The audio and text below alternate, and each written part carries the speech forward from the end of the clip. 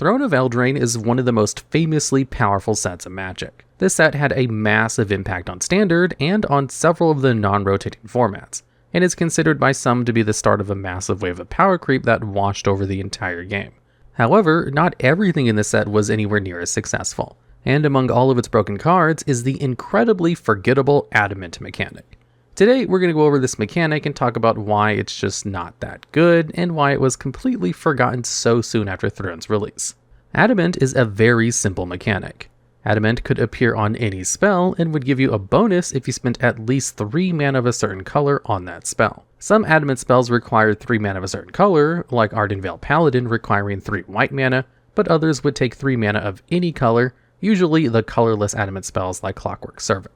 These benefits could be just about anything. Some of the creatures would get extra +1/+1 counters if they were Adamant, while some would just gain a random Enters ability. The instants and sorceries with the mechanic were completely all over the place, with essentially no common themes amongst them. Unlike a lot of mechanics we go over in this series, there's nothing wrong with this mechanic inherently. There's not an Achilles heel with the mechanic's design that kneecapped it right out the gate. In fact, similar ideas have worked in the past.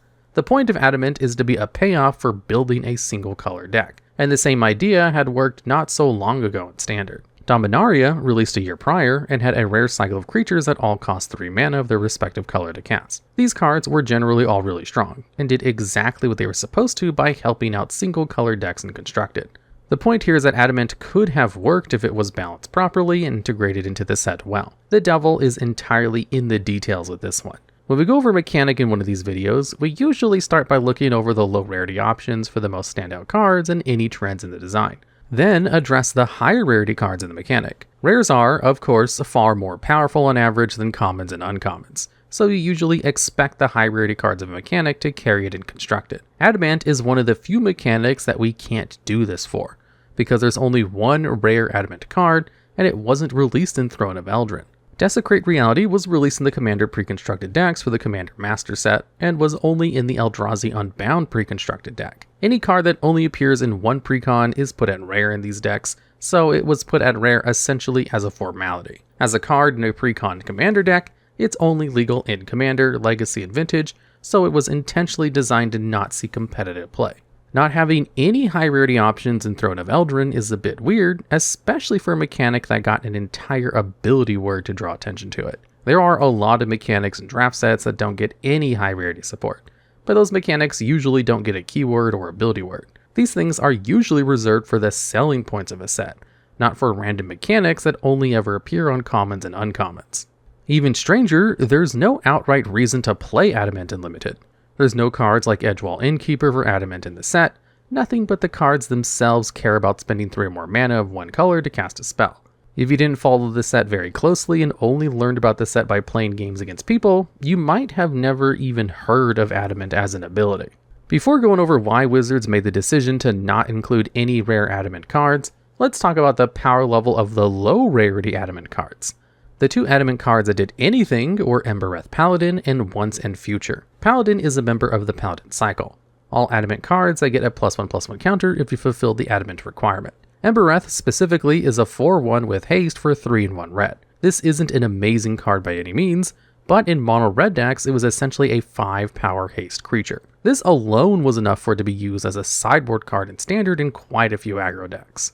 In a matchup where your opponent wasn't likely to have blockers, a 5 power creature was just really good at dealing damage fast, and there weren't any other 5 power creatures with haste and red at this mana value during the Standard. Of course, Paladin was horrible if your opponent had any creatures on their board, as anything with at least 2 power could block and kill it, and it had no other abilities to help it out. So most of the time, the card just wasn't worth it. Once in Future, on the other hand, is one of the only actually good cards in the mechanic in a vacuum. This is a sorcery the mana cost of 3 and 1 green. It is the effect where you return target card from graveyard to your hand and put up to 1 other card in your graveyard on top of your library, then exile Once in Future. However, if you meet the Adamant requirement, it just gives you both cards back immediately. There really aren't any cards that just straight up do this in mono green. Cards like Wildest Dream cost 5 mana to do the same thing, and cards like Make a Wish cost 4 but get random cards back. There are different cards with different upsides and downsides around this mana value, but almost none of them can grab any 2 cards from your graveyard with no additional setup. As unique as this is, these sorts of regrowth effects simply aren't all that great. They require cards to be in your graveyard already to do anything, and while that isn't hard to accomplish, using cards to put cards into your graveyard and then using another card to get them back has proven to just not be worth it in most cases. The cards are mostly used to get key cards back whenever your opponent has gotten rid of them at some point in the game. As a result, Once and Future found itself to be a common sideboard card, just like Embereth Paladin. Various decks really wanted specific cards in play, such as Lucky Clover, Edgewall Innkeeper, or Omnath Locus of Creation, which were powerful build-arounds for standard decks during their time in the format. Once and Future could get these cards back if your opponent removed them, and if you drew it and your opponent didn't remove the cards, you could just use it to get even more gas into your hand. While these cards did see some play, having the most successful cards from your mechanic only be sideboard cards isn't a great start. The rest of the cards are very obviously only intended for limited. For example, Hengewalker is just a 2/2 for 3 mana, but gets an extra +1/+1 counter if it's cast with Adamant. In Constructed, no deck would ever consider playing such a weak card. But in Draft, this is a curve filler that any deck that just needs another playable to get to the 40 cards can use. A lot of Adamant cards are like this, just filling random roles in the Draft environment. Unexplained Division is the blue common draw spell for the limited environment, Searing Barrage is the red removal spell at common, same with Outmuscle for green. Even the 2 cards that did see play fell into this pattern. Paladin was a member of a whole cycle of creatures, and Once and Future is the set's regrowth effect. This is normal for a mechanic. Every set has a list of cards that are supposed to be around for the limited environment, and every set will print new versions of those effects with the set's mechanic on it as a twist. The weird part of Adamant is that there doesn't seem to be a clear build around it limited for the mechanic, or any designs that take advantage of the unique aspects of the ability. While Throne of Eldraine didn't include any Adamant synergy, there were a number of cards that were meant to pay you off for going monocolor. For one, at low rarity, there were a cycle of cards that cost 4 hybrid mana to cast that are uncommon in the set. While these were easy to cast in 2-color decks of the colors, they were more difficult to cast in any 2-color deck that didn't include both types of mana. However, monocolor decks also didn't really have an issue casting these spells. There were also the common and rare land cycles in the set that wanted you to be monocolor. The castles were a rare land cycle that entered untapped if you had a land with the land type of their corresponding color, and a powerful activated ability. While the common land cycle had the land type of their color and would enter untapped only if you had other 3 lands of the same type. When they entered untapped, they would give you a beneficial effect. Finally, there's a cycle of legendary creatures that all cost 3 mana of their respective color, so they sort of have Adamant even if they don't explicitly have the ability. These legendary creatures all had abilities that paid you off for playing cards of their respective colors as well, making them even better for monocolor decks. With all this monocolor support in the set, why doesn't this help out the Adamant mechanic? There are 2 major differences between the way the Adamant mechanic was treated versus other mechanics. For one, most other mechanics don't rely so much on other cards in the set to make an impression on the player base. Look at the Outlast mechanic, for example. This was a mechanic in Khans of Takir for the Abzan faction, and at the time of release, it only had 10 cards to its name. It also wasn't particularly successful and competitive, but it was well liked by players thanks to having a very strong mechanic identity. Outlast allows you to pay a cost and tap the creature to put a +1/+1 counter on that creature at sorcery speed. More importantly, however, were cards like Tuskguard Captain and Merrick Nightblade. That gave all creatures you controlled +1/+1 counters on them a certain keyword ability. This, by itself, gave the mechanic a ton of identity. Even if it wasn't great, people were excited to build decks around the Outlast mechanic. This was made even better by the other +1/+1 counter support in the set. Cards like Hardened Scales made all of your cards get an extra +1/+1 counter whenever they would get a counter, and Anafenza the Foremost put +1/+1 counters on your tapped creatures, which would allow her to put counters on any creature you tap to use Outlast. Despite being on so few cards, Outlast's design was incredibly strong. It gave you build-arounds for both limited and constructed, and importantly, it was very clear what cards in the set were meant to support the mechanic. This was not true at all for Adamant. Not only did Adamant cards not have any synergy with each other, but the other monocolor support cards don't connect with it meaningfully. Most people probably didn't even realize that the 3-color legendary cycle were even supposed to be a sort of Adamant cycle in their own right, largely because simply having 3 mana of a single color in their mana cost isn't all that unique. There are cards like Magic Mirror and Feasting Troll King that cost 3 blue and 4 green respectively, but that was just a balance consideration rather than trying to further support Adamant as a mechanic. So, unlike basically every other set ability, all of the cards that were meant to push Adamant are kind of invisible. However, maybe even worse is that it didn't have any mechanical identity. For the likes of Outlast, there was a clear payoff and game plan for the strategy, but Adamant, once again, doesn't really have any synergy between its cards. And since the support cards are just other forms of monocolored support, they didn't really synergize particularly well with those cards either. The mechanic didn't really feel like it was paying you off for doing anything. Compared to a similar mechanic in Devotion. This is a mechanic that would scale the number of mana symbols of a certain color amongst all permanents you controlled. This mechanic was beloved in Standard, and had a similar effect to Adamant. Since you needed as many mana symbols in your cards as possible, you'd be playing cards like Erebos Titan that were very color intensive. This made even splashing for other colors basically impossible, making Devotion an amazing monocolor payoff. There are a lot of things that make Devotion more fun than Adamant. For one, they could scale as much as you want. Cards like Abhorrent Overlord were fine if you had a bit of Devotion, but if you get something like 10 or more Devotion, the cards were extremely powerful. Now, this often wasn't very practical, but it was something you could theoretically do. This made the mechanic feel much more fun, as you could imagine yourself draining a crazy 10 or so life with a card like Grey Merchant of Asphodel, even if that wasn't all that likely. However, the cards were designed so that, if you already had 3 to 5 Devotion when you played them, they were extremely powerful, which was difficult to do, but not at all impossible. This meant that there was a back and forth throughout the entire game as well. If your opponent knew that you were on Devotion, they could count your mana symbols and see how strong your effects would be, which encouraged them to remove the cards to lower your Devotion. The mechanic not only gave you a payoff for playing monocolor, it introduced its own style of play that changed the way the games themselves played out. Adamant, on the other hand, didn't really do any of this.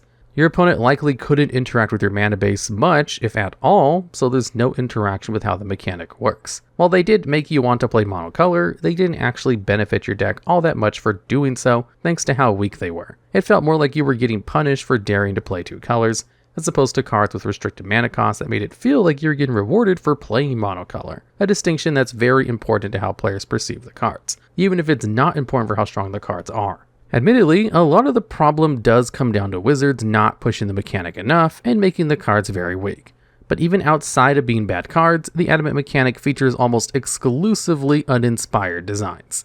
Now that we know why Adamant failed, we can ask a very interesting question. How can we fix it? Adamant clearly didn't get that much attention from Wizards when it was being released. So if we did want to bring it back in a bigger way, how would we go about doing such a thing? The main reason we bring this up is because there's a card that's a great template for the mechanic that already exists, Blade Coil Serpent. This is a 5/4 Serpent artifact creature for 6 and X.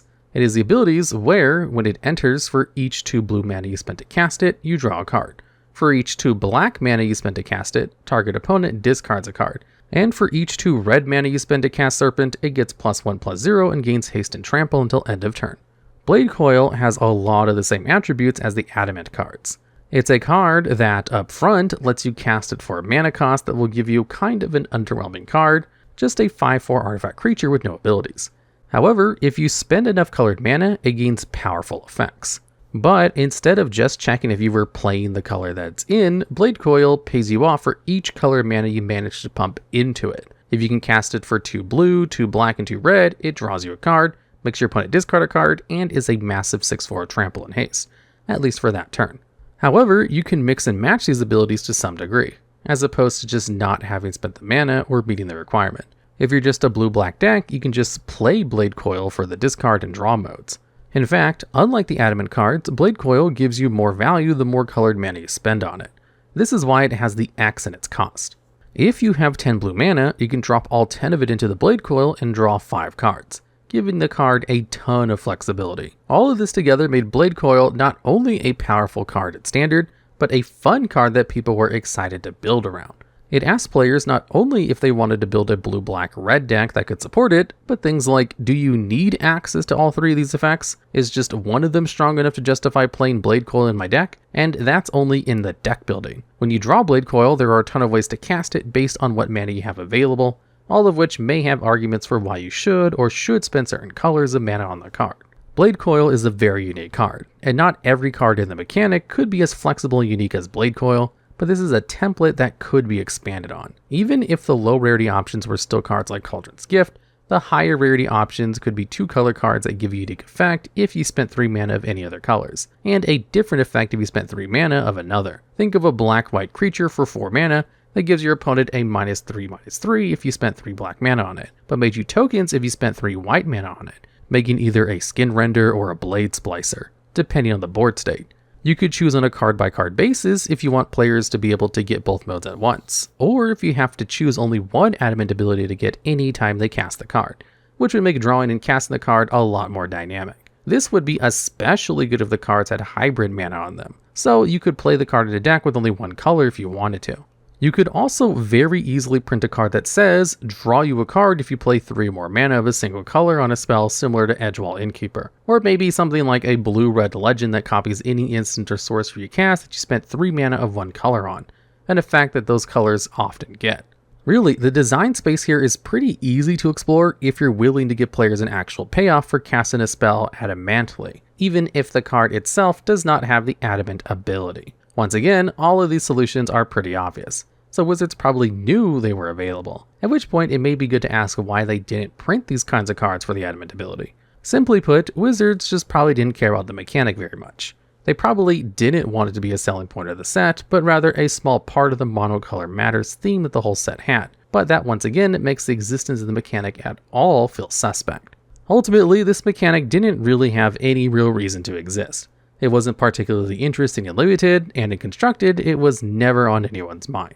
Wizards seems content to not explore any of the mechanic's real design space, leaving it to languish on the sidelines of the set. The ultimate failure of Adamant isn't just that it wasn't worth playing, but that it didn't inspire anybody. A bad mechanic that at least captures the hearts of players can still be fun, but a bad mechanic that can't even do that truly has nothing to offer the game.